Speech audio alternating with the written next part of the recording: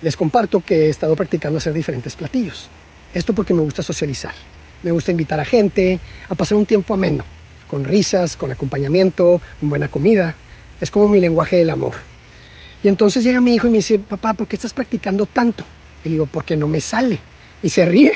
Y me dice, ¿cómo que no te sale si ahí tienes la receta? Y digo, mijito, es que esto es teoría, esto es conocimiento. Yo lo que necesito es práctica para saber, para obtener sabiduría de cómo hacerlo. Y se me queda viendo con cara así medio confundida.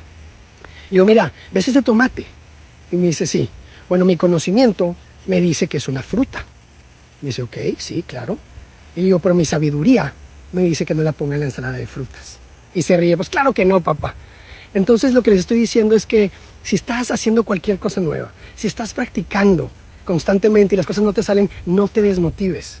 Sigue haciéndolo, porque tarde o temprano llegará esa sabiduría que tanto buscas.